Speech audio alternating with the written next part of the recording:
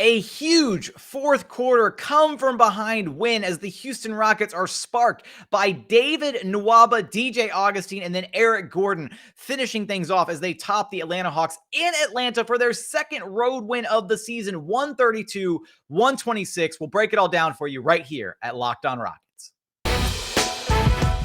It's the Locked On Podcast Network, your team every day. This is Mission Control, Houston. Ignition sequence start. With the second pick in the 2021 NBA Draft, the Houston Rockets select Jalen Green. T-minus 15 seconds. Guidance is internal. I'm going to keep working. I'm going to keep getting better every day. I'm going to keep perfecting my craft. And every time I step on that floor, I'm coming. 6, 5, 4, 3, 2, 1.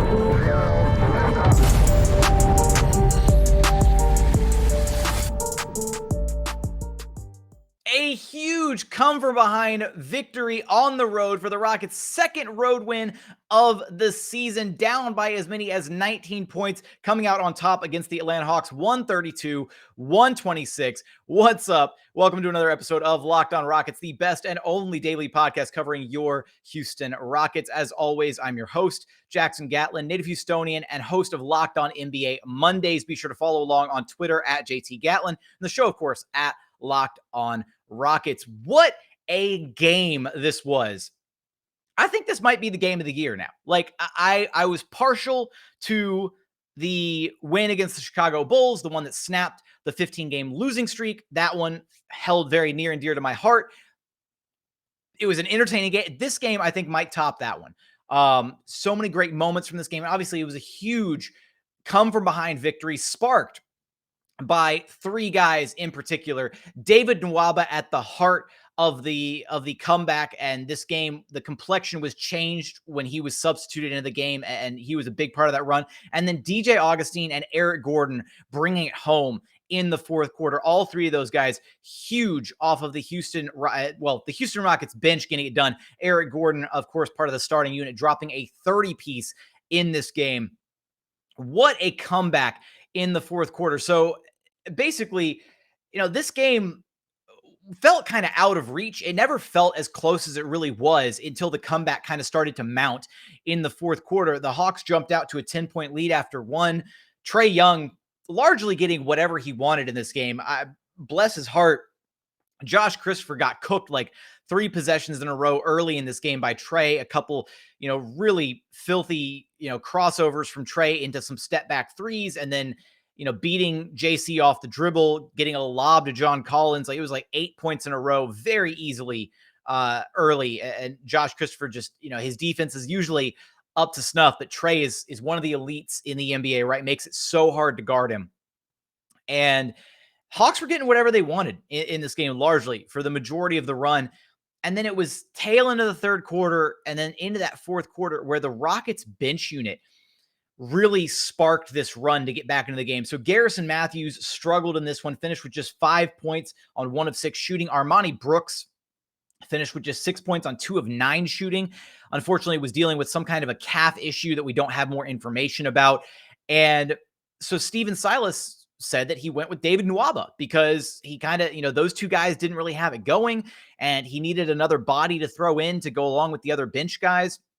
And even said he's been trying to get Uncle Dave some more minutes in the lineup and just, over the last 3-4 games, and just hasn't, has been able to get him like 5 minutes here and there, but hasn't really had an opportunity to get him some extended run. And so he did it in this one, and it paid off in a big, big way. It started with David Nwaba's just second three-pointer of the season. Coming into this game, David Nwaba had only hit 1 3-pointer this year. He hit 2 in this game, and he hit one of them very timely at the end of the third quarter, and brought this, cut the deficit from 16 to 13 heading into the final frame. And in that fourth quarter is where the run just started for the Rockets, because DJ Augustin just started bombing threes left and right and center and could not miss. He hit 4 of 5 from distance in the fourth quarter. At one point, he was 5 of 5. He hadn't missed. He had 1 3 before that spurt, and then was just nailing them left, right, and center in the fourth quarter. But it was a combination of not just the Rockets finally making some shots, because throughout this game, especially in that third quarter, it felt like the Rockets had multiple opportunities to get back into this game, and they were generating some quality shots. It just weren't converting them. They just weren't hitting them. And then finally, the shots started to fall as the bench unit went on a tear in that fourth quarter. And I want to give Steven Silas the utmost credit for sticking with the guys that got them back into this game. He spoke about it post-game, talking about how hard it is to, want to stick with those guys, to stick with a bench unit all the way for an entire quarter, because you have a natural inclination to want to get your starters back out there. Plus, you're looking at these guys who have played, straight 9, 10, 11, 12, 13 minutes in a row from when they get subbed in, tail into the third quarter, all the way till, to the end of the fourth quarter. And it's tough to want to, balance that, to want to get your starters back out there, but to want to stick with the group that's playing really well. And to Steven Silas's credit, he did just that. He made some minor adjustments. The 5-man group, obviously, the 6 guys, or the 5 guys off the bench, I should say, KJ Martin, David Nwaba, Alperen Sengun, DJ Augustin, and Josh Christopher. That's the 5-man group that dug the Rockets back into this game. And the first, domino to fall was Josh Christopher being subbed out with about 6 minutes left to go? Yeah, 6-ish minutes left to go in the game in favor of Eric Gordon, which I do believe was the right decision by Steven Silas. Eric Gordon absolutely had it going. He was the one starter. Maybe you make the argument for Jae'Sean Tate as well. Only a couple of the Rocket starters having, really quality, up to standard games. So bringing Eric Gordon back into the fold. And then David Nwaba would have closed the game out if he wasn't absolutely gassed. You just looked up at one point with about 2-3 minutes left in the game, and David Nwaba had a take foul because he was just absolutely exhausted, having played a straight 11 minutes through. And David Nwaba is one of those guys that when he's on the floor, he's giving you 115% energy every second that he is on the floor. He has no 80%. He has no go slow button, none of that. He's giving you everything he has every second that he's on the floor. So he was just absolutely wiped out. So Steven Silas opting to go with Jae'Sean Tate for the final almost 3 minutes of this game in place of David Nwaba, just because Nwaba probably didn't have much left in the tank after not getting consistent run for a little while. It was a huge, huge come from behind victory. Again, sparked by David Nwaba, but his efforts on both sides of the basketball, defensively and offensively. And then not only that, DJ Augustin completely bombing multiple threes in a row, just the sequence. At one point, Trey hit a 3, and it pushed the score 114-106 with about 6-ish minutes left in the game. And I was thinking, okay, this is where the Hawks are going to kind of take the reins, take control of the game again. And then the Rockets kind of keep digging away, keep pushing. And it's 119-113. Rockets are a couple possessions behind. Eric Gordon drills a 3-pointer, makes it a 1-possession game with 4 minutes left to go. Then, in transition after a huge stop, David Nwaba's pushing the ball up, kicks it out to DJ Augustin on the wing. DJ relocates for the 3, bombs another 3-pointer, and it's 121-119. Rockets finally back on top after trailing by as many as 19 points. A huge 3-pointer from DJ Augustin. And then KJ Martin had a huge defensive possession against John Collins, absolutely swatting an attempt from Collins. It wasn't all the way into the third row, but just a really impressive block from KJ Martin on John Collins, the giant slayer, KJ Martin. And then Eric Gordon was clutch down the stretch of this game. He hit a 3-pointer with the shot clock winding down. It looked like it was going to be a wasted possession by the Houston Rockets. Then he had a clutch floater. Then he had a pair of clutch free throws. Eric Gordon, on his way to 32 points, came up huge in this fourth quarter for the Houston Rockets. So I want to keep breaking down the different elements from this game. I want to talk about the specifics on the fourth quarter run, the standout performances from these guys in this game. And we're going to get there after a quick message from our friends over at TrueBill. Because look, do you know why free trials renew without your consent? It's a business scam out to get you. Don't let greedy corporations pocket your hard-earned money. Download TrueBill to take control of your subscriptions. TrueBill is the new app that helps you identify and stop paying for subscriptions that you don't need, want, or simply forgot about. On average, people save up to $720 per year with TrueBill. Because companies make subscriptions so hard to cancel, TrueBill makes it incredibly simple. Just link your accounts and TrueBill will cancel your unwanted subscriptions in one tap, one click, one press, one button. It's that easy. Don't fall for any more subscription scams. Start canceling today at truebill.com/lockedonnba. Go right now. That's truebill.com/lockedonnba. It could save you thousands a year. That's truebill.com/lockedonnba. And another message from our friends over at Stance. Founded in 2009, Stance Apparel represents a radical reinvention of socks, underwear, and active apparel with a sharp focus on comfort, quality, and creativity. Stance brings an atypical aesthetic alongside some of pop culture's hottest collaborators for the ultimate in style and self-expression, because everything that you wear should be a direct extension of who you are and how you feel. Some of the designs that Stance offers, great collaborations. They got Wu-Tang Clan, Batman, Goonies, Star Wars, The Office, Harry Potter, Disney, Marvel, MLB, NBA, Pixar, you name it. They've got it over at Stance. Look, Stance believes that the perfect fit matters more than fitting in, that those who feel good do good. Go see for yourself. Register for an account at stance.com and get 15% off your first purchase when you use promo code LOCKEDON at checkout. Again, that's promo code LOCKEDON for 15% off at checkout with Stance. Enjoy the color and comfort of a life less ordinary with Stance. And continuing on here at Locked On Rockets, your daily podcast home for everything Houston Rockets basketball. Rockets topping the Atlanta Hawks 132-126, despite a really impressive 41 points and 9 assists performance from Trae Young, 14 of 22 from the floor. Again, largely getting whatever he wanted against this Houston Rockets team. And even though they threw a variety of defenders at him, there were, points where Josh Christopher, I can't really say Josh Christopher defended Trae, because Josh was just getting cooked by Trae in this game. I apologize, but that's just how it went. EG was defending him. Jae'Sean had a couple possessions on it. I mean, David Nwaba guarded him a little bit, and he was just getting whatever he wanted. And I definitely had a fear that at the tail end of this game, as the Rockets were trying to pull away, that it seemed like Trae was just going to have some kind of a miraculous moment where he drills a three and forces an overtime period or something. It was just one of those nights from Trae Young.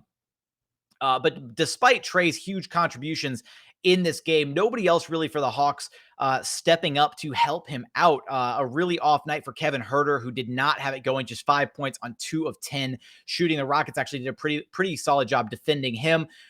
Former Houston Rocket and longtime fan favorite Clint Capella finished with just 12 points, did have 16 rebounds, was incredibly active on the boards, had a couple blocks, but just 5 of 8 shooting, not enough of a scoring punch coming from really anywhere else on the Hawks roster. John Collins with 14 points. Gallinari and Lou Williams both had 12 points apiece off the bench. So kind of a balanced scoring approach from the Hawks, but just didn't have that second person to really step up. They were really missing out on Kevin Huerter. His off night really, really hurt them. But back to the Houston Rockets and that impressive fourth quarter run. I want to give credit first and foremost to Steven Silas for sticking with the group of guys that got him back into the game. And it's tough because, first off, we got to see Alperen Sengun with his first closing minutes in a close basketball game, and he was trusted to be the inbounder on the final play of the game. Like talk about, that's got to be a confidence boost if you're Sengun to be given the nod from Steven Silas to say, hey, you are a great passer. We're going to put you in charge of the inbound play at the end of the game. I love that moment. Sengun getting his first chance at closing minutes in a close game, as Rockets fans have been clamoring for a long, long time. Just that entire bench unit that brought the energy, the hustle, the combination of KJ Martin and David Nwaba defensively really brought an edge to this team. The second chance opportunities between those guys. I mean, you can look down the like this is kind of like the telltale stat of this game, right? The offensive rebounds for the Rockets bench unit. DJ Augustin didn't have a single offensive rebound. Understandably, he's DJ Augustin. But then down the line, KJ Martin, 3 offensive boards. David Nwaba, 2 offensive rebounds. Alperen Sengun, 3 offensive rebounds. Josh Christopher, 2 offensive rebounds. The hustle and the grit and the tenacity that group was playing with is why the Rockets got back into this game.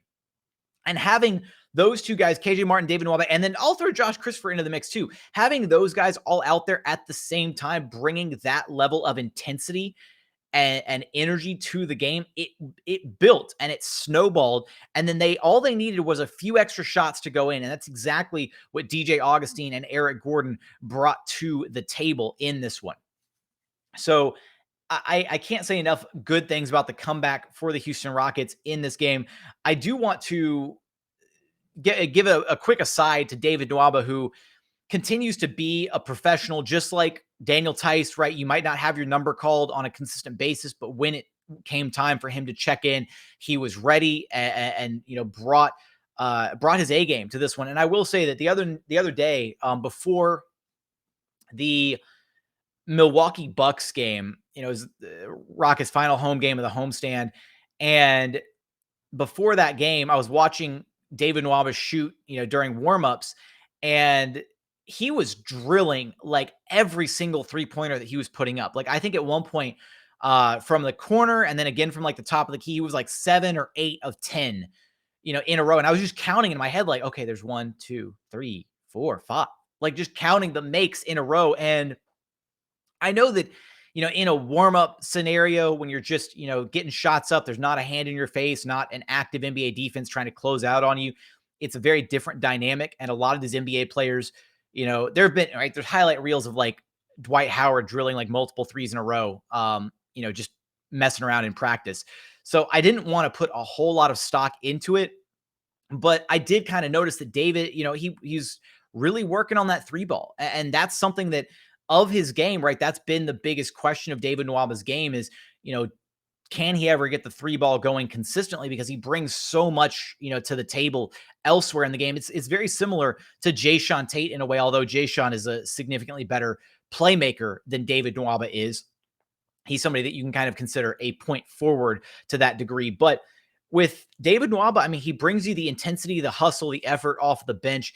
And for him to finally, have a game where he can get the 3 ball going a little bit, nailed both of his threes in this one after only having just the 1 coming into this season, it was impressive for him. Overall, that entire Rockets bench unit really brought, something that the starters just didn't have in this game. Unfortunately, Garrison Matthews could not get it going, had plenty of opportunities, really good looks for Garrison Matthews, the kind of looks that he would normally convert on. And then Armani Brooks, I didn't see the play where he, tweaked, whatever the calf issue was, but, goes back to the Rockets locker room. And even John Lucas didn't think he was going to play the second half. He came out, he started the second half and then just, didn't quite look right out there, unfortunately. Now, Christian Wood, I do have to talk about Christian Wood here for a moment because Wood had, a relative, pretty subpar game compared to what we're used to seeing out of him. Just 12 points on 4 of 13 shooting, missed all 6 of his threes from behind the 3-point line, 5 rebounds, 3 assists, had a steal. I will say that Christian Wood did have a few really impressive dimes. I think the highlight play of the night for me for Christian Wood has to be when he got the ball down low in the post and he kind of surveyed, waited a minute, and then whipped a pass across the court to Jae'Sean Tate in the corner after noticing that Tate's man was starting to sag in. And Jae'Sean Tate drilled one of his 3-3-pointers off of that pass from Christian Wood. So even though it was a subpar game for Christian Wood, I'm trying to hold off on the judgment for Wood to this point. I don't want to be too overly harsh on him because he's playing without a traditional point guard. And I think that we have enough evidence to know what it looks like when Christian Wood plays alongside like, Kevin Porter Jr. and how that dynamic looks and how good it makes Christian Wood look on the floor, that I don't want to, tear into Wood too much about his, down performance. I do wish that we'd see him, convert a little bit more on some of those threes. He had, a lot of really easy opportunities that he just missed that were just, completely wide open shots that he'd normally convert on. But then past that, he had some tough finishes inside. It's just tough for him because he doesn't get nearly as many easy opportunities at the rim without Kevin Porter Jr. in the lineup like he was getting during that 3-4 game stretch where he was on an absolute tear and putting up monster numbers. That's because KPJ just makes the game so much easier for Christian Wood. So I do want to share some final thoughts on this one, just tip-ins, different moments from this game that stood out. And we're going to get there after a quick message from our friends over at Boost Mobile. Because, look, you listen to podcasts for the power of knowledge, right? You switch to Boost Mobile for the power of saving money. You can get 3 unlimited data lines for $30 a month per line and a free 5G phone when you switch, so you can get the latest episodes that you don't want to miss out on of your favorite podcasts like Locked On Rockets. All in one of America's largest 5G networks. More power to save. That's Boost Mobile. Disclaimer, free phone limited to new customers and 1 per line. Additional restrictions apply. Offers/coverage not available everywhere or for all phones/networks. See boostmobile.com for details. And final segment here at Locked On Rockets, your daily podcast home for everything Houston Rockets basketball. Final thoughts from this Rockets-Hawks game, as well as we do have a little piece of news, a report regarding the Houston Rockets that I'll get to, that I'll toss in here at the tail end. But just a few more tip-ins from this game. I will say that I want to talk about KJ Martin just for a quick second, because I mentioned the offensive rebound totals from him, but he has one of the quickest second bounces, second jumps in the entire NBA. They were talking about it on the broadcast. Ryan Hollins was highlighting it, and I think it's just important to, bring attention to, because even when KJ is inside trying to finish, in the land of the giants, land of the trees, even if he misses a shot, he's got such a quick second jump that's what allows him those second chance opportunities, and why the Rockets came out on top of the second chance opportunities in this game. In fact, as far as the second chance points go, the Rockets had 20 were a plus 10 in their second chance points in this game, 20-10 in favor of the Rockets. And they were also getting out in transition more in this game. That secondary group off the bench for the Rockets was running and gunning, getting out and getting some easy opportunities on the break. Rockets finishing 20-7 as far as fast break points are concerned, a plus 13 in transition for the Houston Rockets. But with KJ Martin, again, that quick second bounce allows him those chances where even if he misses his first opportunity right at the rim, he's got that quick second bounce, gets the rebound, gets back up, and puts the ball back. And he had a couple of those in this game, finishing, of course, with 13 points, 6 boards, 3 assists. And I think that's kind of my other takeaway, is that secondary unit was moving the ball really well. And not even just the secondary unit. The primary unit's done that, and they've done that all throughout this last 10-game stretch for the Houston Rockets. They're 8-2 in their last 10 games. They are now 2 games removed from the final play-in spot in the Western Conference. And this Rockets team is starting to take on the, identity of a true Steven Silas offense, in that there's a lot of drive and kick. They're creating for each other. The ball is moving really well. I will say that with Christian Wood, especially with, the misses that he had, the ball was kind of sticking a little bit at times with Christian Wood, where there were times where he was over dribbling, a little bit too much ISO on his behalf.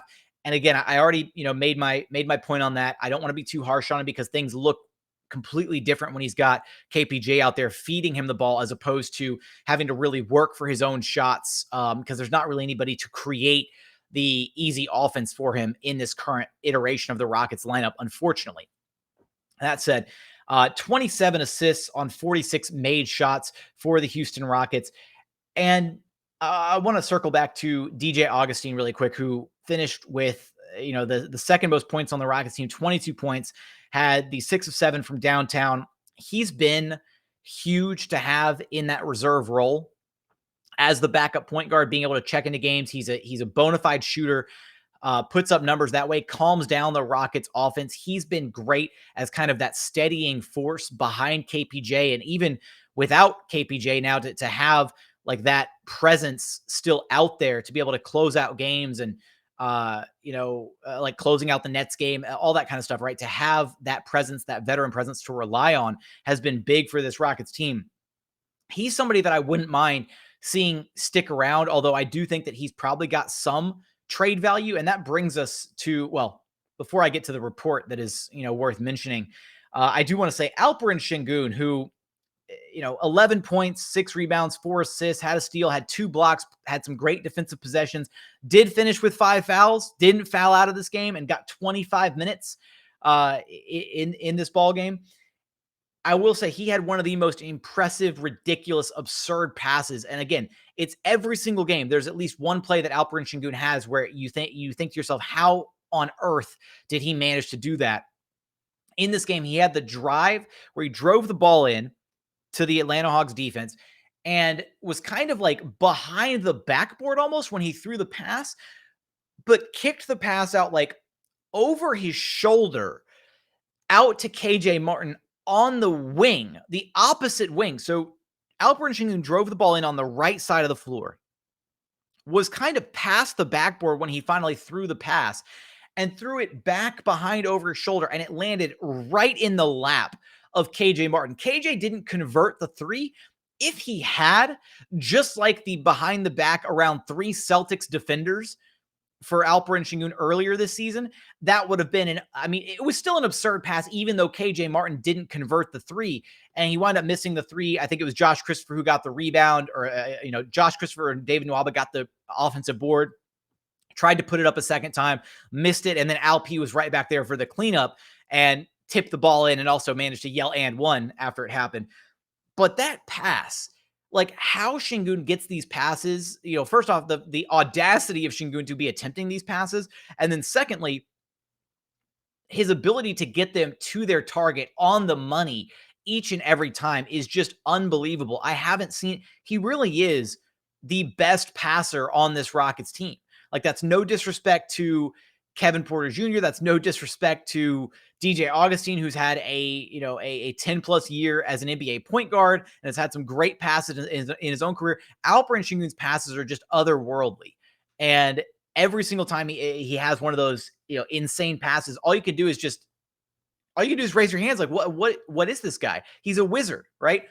Somebody commented under a thread trying to figure out a nickname for Alperen Sengun, which I like. Alp, by the way, like Alp is a solid nickname. You can't go wrong with if it ain't broke, don't fix it. But somebody commented Merlin under a nickname thread for Alperen Sengun because he is a wizard, right? With the basketball, he does things that we haven't seen done before on the basketball floor. He also had the his patented, like, it's very Rajon Rondo-esque, right? The behind the back, like, pass fake that he does as Jae'Sean Tate was cutting into the lane, and he wound up not going behind the back with the pass, but he just did it just enough to kind of freeze the defense and then kick a regular, just direct, like, one-handed pass to Jae'Sean as he was cutting into the paint for an easy 2 at the rim. But Alperen Sengun is no shortage of highlights. Any game that he plays in, he's going to give you at least 1 to 2 ridiculous highlight plays, and he did so in this one. So I do want to toss in here at the very end a report coming out early Tuesday morning from Jake Fisher of Bleacher Report, saying that the Houston Rockets are searching for trades that would clear a roster spot to convert two-way standout Garrison Matthews to their 15-man roster, according to league sources. Veterans DJ Augustin, Daniel House Jr., Daniel Tice, and Eric Gordon are all viewed around the league as viable trade candidates. Houston appears willing to listen to offers on Christian Wood, but that would require a first-round pick plus further capital. So that kind of tracks with in our previous episode. I tried to evaluate, where Christian Wood, or, how much, value Christian Wood would return in a prospective trade. I was imagining at least a first round pick plus, some version of, additional capital or a young promising player, rookie, prospect, that kind of thing. So that kind of tracks there. And then it's good to know that, because Jake Fisher is a reliable source, so he's plugged in, and if he's reporting it, it means there's some level of truth to it. The fact that the league views that little hodgepodge of vets from Augustin, House, Tice, and Gordon as viable trade candidates, especially the way that Eric Gordon has been playing. Again, I put it out there during the game. Eric Gordon is the piece that is going to put a contender over the top this season. It just depends. It just remains to be seen which team is going to be the team that eventually, forks up the right trade that the Rockets say yes to for Eric Gordon. It's going to be a sad day to see Eric Gordon not be a member of the Houston Rockets anymore. But I'm ready and willing to bandwagon whatever team he joins. Again, I hope it's the Phoenix Suns. I'd love to see him team up with Chris Paul and push for a title there. Especially seeing as how the Rockets dealt PJ Tucker last season and he went on to win a title with the Bucks. So hopefully they can do the same thing again this season, deal Eric Gordon, that team goes on to win a title. But if I had to put my money on it, I would say that Daniel House Jr. is probably the easiest of those four names to move and probably the most likely to get moved in favor of a second round draft pick or, with some protections or some considerations or something on it, just so that they can open a roster spot to then commit Garrison Matthews to some long-term money and to get him locked down on a true NBA deal. But it's good news. I like hearing this. It sounds like the Rockets understand what they have with Garrison Matthews, and it plays into my point about Garrison Matthews in our previous episode saying, look, there have already been conversations had between the Rockets front office and Garrison Matthews and his representation about getting him on a full-blown NBA deal. Like the moment he started showing out, those conversations were had. So now the Rockets are putting the ball in motion as to who they can possibly move, how they can open up, pardon me, how they can open up a roster spot to get him locked down to a deal. And hopefully, again, it happens sooner rather than later, because that's a sign from the organization that, hey, we appreciate what you brought to the table. We like you. We want you on this team long-term. Give us a minute to figure out how to open up a roster spot, and we're going to get you taken care of. That shows trust. That shows confidence from the organization that they're going to get Garrison Matthews a spot. And that's got to feel really good if you're Garrison Matthews, somebody who just a few weeks ago, a month ago, was, fighting for a spot in the G League, didn't have a guaranteed spot on an NBA roster. And now you're being told that you're going to have a guaranteed NBA deal and that a team is working to open up a roster spot just for you. That's got to feel good if you're Garrison Matthews. So with that, that's going to do it for today's episode. Again, a really, really impressive come from behind win for the Houston Rockets. Can't be more proud of these guys. These are the types of wins that feel really good. And even though they came off the backs of some of the veterans with David Nwaba, with DJ Augustin, Eric Gordon playing as well as they did and kind of bringing this game home for the Rockets, this is, incredible experience for Alperen Sengun, who was down there, through the tail stretch of this game.